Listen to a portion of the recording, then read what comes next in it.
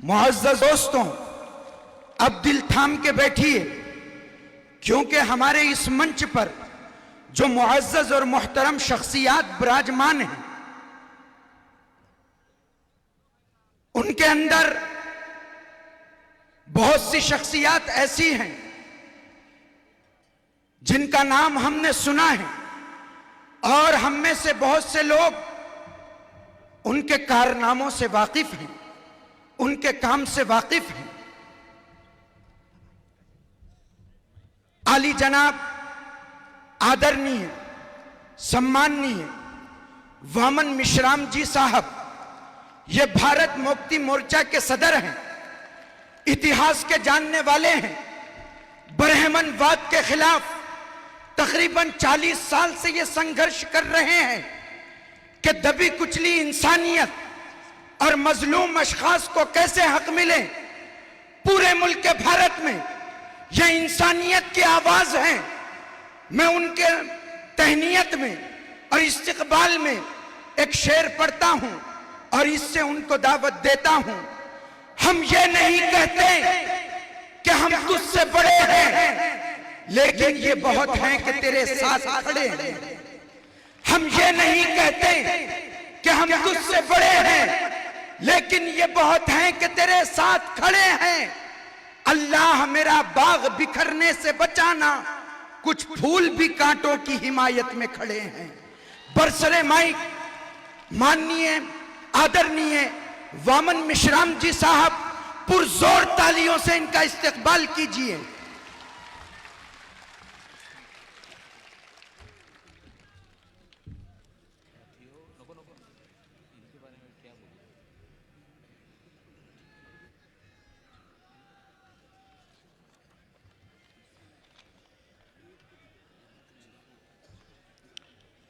साथियों,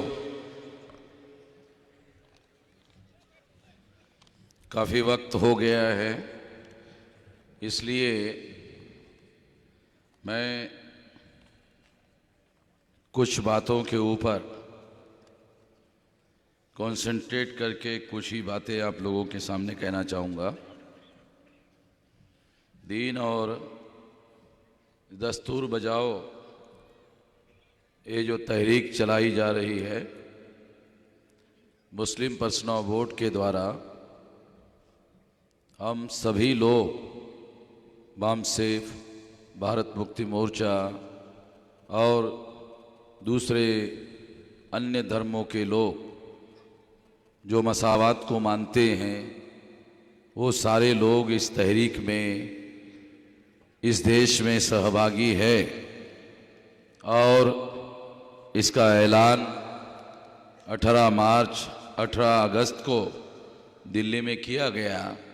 तो उसके द्वारा जो दीन और दस्तूर, ये जो अभियान शुरू किया गया है, दीन और दस्तूर बचाओ अभियान, तो इसमें मैं दस्तूर के रेफरेंस में संदर्भ में कुछ कहना चाहूँगा।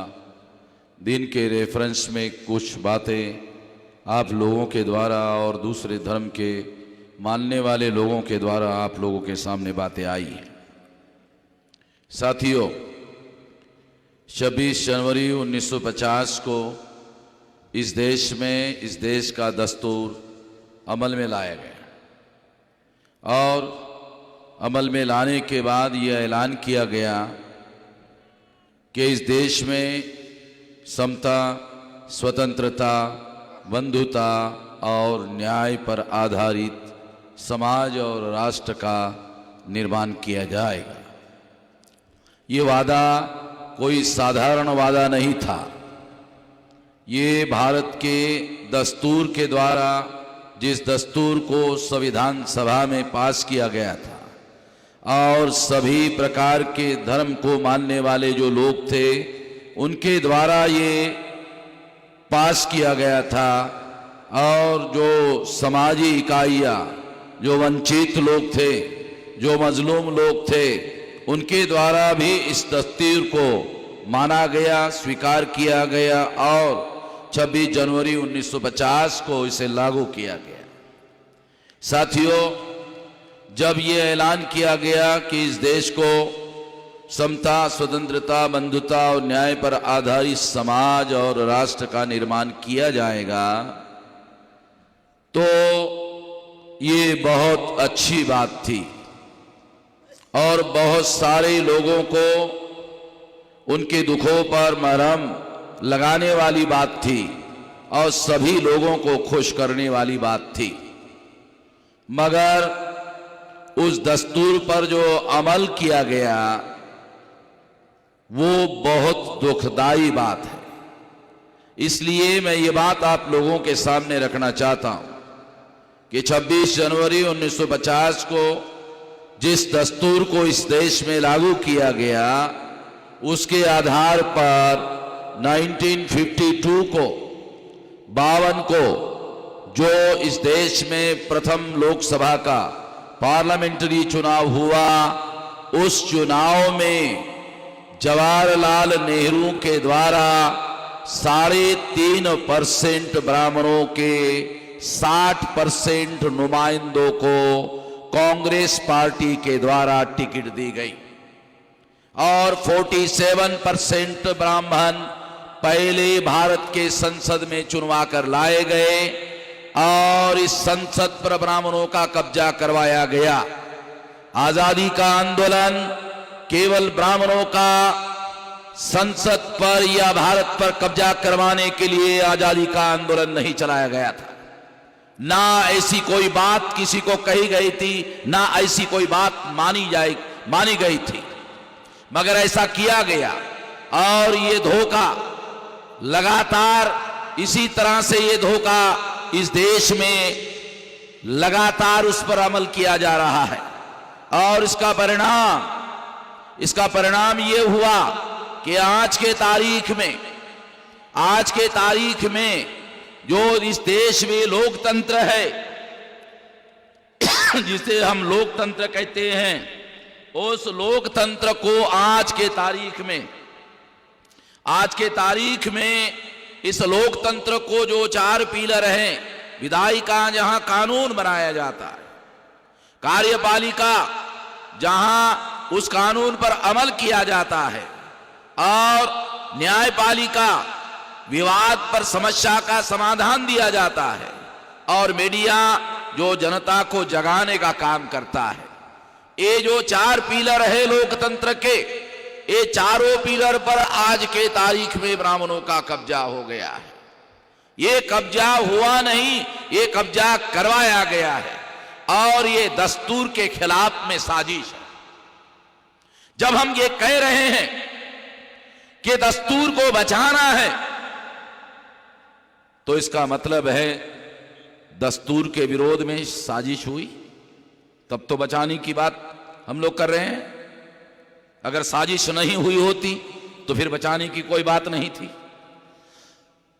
इसलिए बात मैं आप लोगों को बता रहा हूं और अगर ऐसा हुआ है तो निश्चित रूप से आज ब्राह्मणों का इस देश पर राज स्थापित किया गया।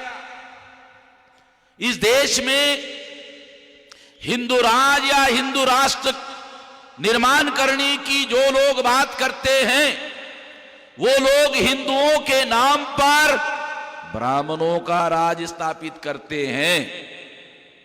बहुत लोगों को ये साजिश समझ में नहीं आती। हिंदुओं के नाम पर राज ब्राह्मणों का स्थापित करते हैं। ये काम किया गया, इसके सारे दस्तावेजी सबूत सरकारी दफ्तरों में उपलब्ध है और ये सरकारी दफ्तरों से हम लोगों के पास भी दस्तावेजी सबूत है। उसके आधार पर यह बात मैं आप लोगों को कह रहा हूं। कुछ लोग ऐसा कह सकते हैं कि आप कह रहे हो कि इस देश में ब्राह्मणों का राज है, तो क्या नरेंद्र मोदी ब्राह्मण है? बिल्कुल नहीं है। ये बैकवर्ड है, ये बैकवर्ड है, ये ओबीसी का आदमी है। नरेंद्र मोदी ओबीसी का आदमी है, मगर ये नरेंद्र मोदी ब्राह्मणों के द्वारा नॉमिनेटेड है, नॉमिनेटेड बाय ब्राह्मण। आप लोगों को थोड़ा याद दिलाता हूं, बीजेपी में नरेंद्र मोदी को प्रधानमंत्री बनाने के लिए अडवाणी और सुषमा स्वराज विरोध कर रहे थे, तो आरएसएस के द्वारा नरेंद्र मोदी को वेटो पावर का इस्तेमाल करते हुए सुषमा स्वराज और अडवाणी के विरोध में वेटो पावर का आरएसएस के द्वारा इस्तेमाल करते हुए नरेंद्र मोदी को चुनाव जीतने के पहले ही प्रधानमंत्री पद का कैंडिडेट नॉमिनेट किया गया था। गोवा में यह रेजोल्यूशन घोषित किया गया था। ये डॉक्यूमेंट्री एविडेंस अखबारों में, टीवी में उस समय आई थी। आप लोगों को याद दिलाने के लिए बोल रहा हूं, क्योंकि हमारी यादें बहुत कमजोर होती है, इसलिए थोड़ा बता रहा हूं कि ये आरएसएस के द्वारा नॉमिनेटेड पीएम है, ये रियल पीएम नहीं है, ये नॉमिनेटेड पीएम है। ये nominated by Brahmans and those who nominate. किसने नॉमिनेट किया? ब्राह्मणों में नॉमिनेट किया। इसका मतलब है अगर नरेंद्र मोदी नाम के ओबीसी को अगर ब्राह्मणों ने नॉमिनेट किया तो असली पावर ब्राह्मणों के पास है, जिन्होंने उसको नॉमिनेट किया। मैं देहाती आदमी हूं, किसान का बेटा हूं, इसलिए आपको उदाहरण देकर यह बात कहना चाहता हूं। जब खेतों में फसल आती है तो पंछी आते हैं और फसल के दानों का नुकसान करते हैं, तो किसान जो अनपढ़ होता है वो लकड़ियों में फटे पुराने कपड़े डालता है और फटे पुराने कपड़े डालकर एक फटा पुराना किसान खड़ा करता है और उसको खेती में जाकर गाड़ देता है। ऐसा गाड़ देता है, आप लोगों को भी मालूम होगा, ऐसा गाड़ देता है। और दूसरे दिन पंछी आते हैं और एक पंछी दूसरे पंछी को कहता है, देखा किसान है। किसान तो है नहीं, मगर एक पंछी दूसरे पंछी को कहता है, देखा किसान है। एक पंछी दूसरे पंछी को कहता है किसान है, मैं कहता हूं नरेंद्र मोदी है।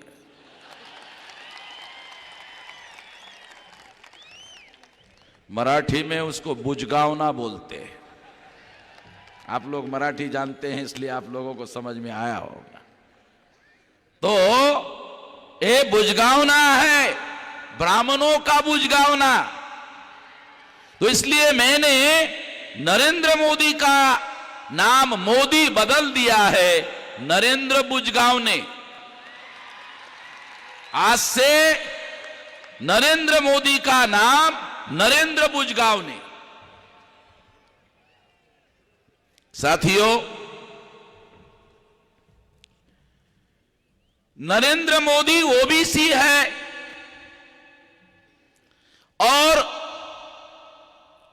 जब ओबीसी की जाति आधारित गिनती का मामला आया, गिनने का मामला आया, तो ओबीसी का होने की वजह से लोग ये उम्मीद करते थे कि नरेंद्र मोदी ओबीसी की जाति आधारित गिनती करने का आदेश देंगे। मगर नरेंद्र मोदी ने इसके विरोध में निर्णय किया और जाति आधारित गिनती को रोकने का आदेश दिया। ओबीसी का आदमी ओबीसी के ही विरोध में फैसला किया। लोग कहते हैं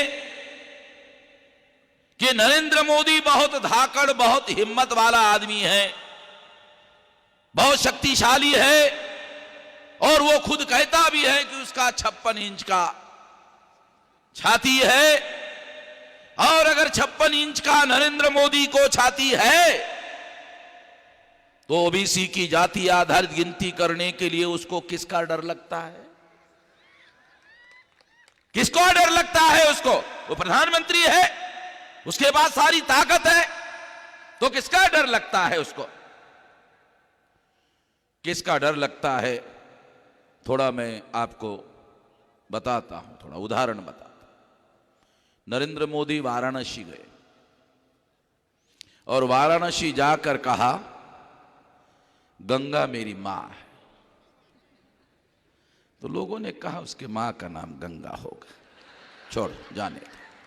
होता है, क्योंकि हमारे देश में गंगा नाम महिलाओं का होता है, कोई काल्पनिक बात नहीं कह रहा हूं। लोगों ने कहा होता मां का नाम होगा। फिर उसने कुछ दिन के बाद कहा भारत माता मेरी मां है। तो लोगों ने कहा क्या कह रहा है भाई ये आदमी? फिर कुछ दिन के बाद कहा भाजपा मेरी मां है। लोगों ने कहा इसके तरफ ध्यान देना जरूरी नहीं है, फालतू। मथुरा में गया, मथुरा में गंगा नदी नहीं है, जमुना है, तो कहा जमुना मेरी मां। तो लोगों ने कहा चार चार मां हो गई भाई, चार चार मां हो गई है। एक ठो बाप तो होना चाहिए, बगैर बाप से कैसे पैदा हो गया? मां के ही बारे में बोल रहा है, बाप के बारे में बोल ही नहीं रहा है। एक ठो बाप तो होना चाहिए। दिल्ली में पिछले साल की बात है, आरएसएस की मीटिंग हुई तो नरेंद्र मोदी प्रधानमंत्री के हैसियत से सारा मंत्रिमंडल लेकर आरएसएस के मीटिंग में मोहन भागवत और आरएसएस के सामने शरणागत हो गया। तब हमें पता चला कि नरेंद्र मोदी का बाप कौन है, पता ही नहीं था। और वो छुपा रहा था, हमको पता नहीं चल रहा था बाप कौन है कौन है कौन है। चर्चा शुरू हुई तो पता चला, जब वो सारा मंत्रिमंडल लेकर गया तो पता चला अच्छा वो बाप है। संविधान में लिखा हुआ है कि देश का एक प्रधानमंत्री होगा, उसका मंत्रिमंडल होगा, मंत्रिमंडल की सलाह से देश का प्रधानमंत्री देश का कारोबार चलाएगा और संविधान के प्रति जवाबदेह होगा, संविधान के दायरे में फैसले करेगा और पार्लियामेंट के प्रति, संसद के प्रति अकाउंटेबल होगा, जवाबदेह होगा। संविधान में कहीं पर भी लिखा हुआ नहीं है आरएसएस के प्रति जवाबदेह होगा। मैं खास बात आप लोगों को बताना चाहता हूं, कहीं पर लिखा हुआ नहीं है कि आरएसएस के प्रति संसद के बाहर प्रधानमंत्री जवाबदेह होगा। मगर देश के प्रधानमंत्री ने संविधान की अवहेलना की, शपथ लेकर, संविधान की शपथ लेकर संविधान के विरोध में काम किया। इसलिए यह कहा जा सकता है कि संविधान के विरोध में इस देश में साजिश हो रही है, संविधान को खतरे में डाला जा रहा है। देश का प्रधानमंत्री गंगा की आरती कर रहा है। क्या चुनाव के पहले गंगा की आरती करने के लिए मुझे प्रधानमंत्री बनाओ, ऐसा कहा था? प्रधानमंत्री देश के संविधान से बंधा हुआ होता है और सभी भारतवासियों का प्रधानमंत्री होता है, किसी एक धर्म को मानने वाले का प्रधानमंत्री नहीं होता है। और अगर ऐसा है तो मैं ये मानता हूं कि नरेंद्र मोदी को अपने धर्म पर अमल करने का भारत के संविधान के अनुसार पूरा अधिकार है।